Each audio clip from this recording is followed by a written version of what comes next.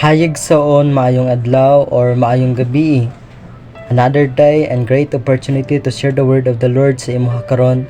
It because this video no dako ka siya katabang sa atoa ang pulong sa Ginoo. It because the word of the Lord naga-encourage sa atoa sa matag adlaw natong kinabuhi.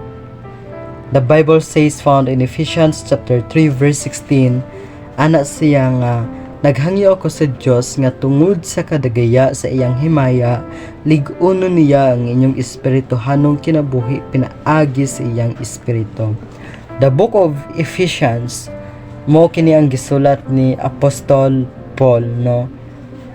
Gisulat niya kini it because to encourage us sa mga Christians no sa unang panahon, and ginasulat niya kini no dili lamang about sa didtong mga Kristohanon, but also pwede po dato ni siya ma-apply sa mga Christians karon, no?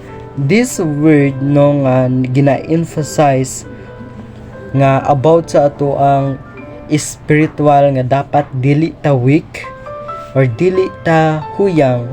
It because ang atong kinabuhi no kung huyang ta kanunay, remember the word kanunay, kung huyang ta kanunay, wala jud tay kanang purpose or usay mawad-an ta og hope. It because huyang ta kanunay. In short, murag nagpanag ta sa ato ang kinabuhi.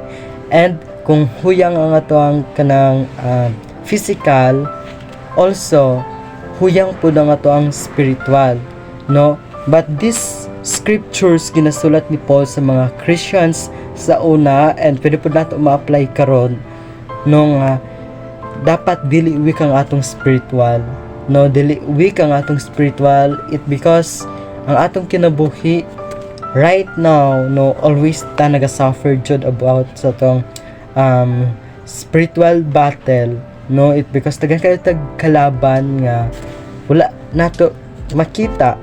It because ang atong kalaban si Satan ug ang katong mga kauban niya nga mga demons. Mo to ang common nato nga kalaban.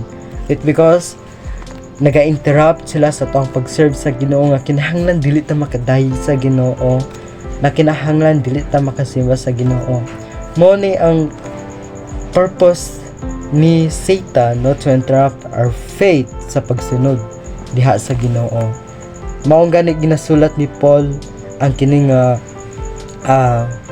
pulong, no, para ma-encourage ang mga Christians no nga kinahanglan jud dili ta huyang sa atong pagtuo, but through Jesus Christ, no, through our hope to Jesus, no, mao na ang makahatag sa ato ang confidence, strength, no, sa tanan nga pagsulay nato sa kinabuhi.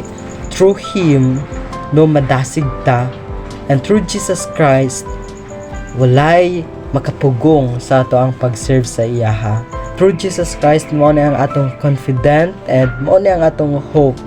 That's why mo na ang pinaka-importante sa ato through Jesus Christ nga naa sa atong kasing-kasing sa atong kinabuhi, mo na ang pinaka the best sa ato It because maangko nato sa iya ang hope, maangko nato sa iyaha ang tanan.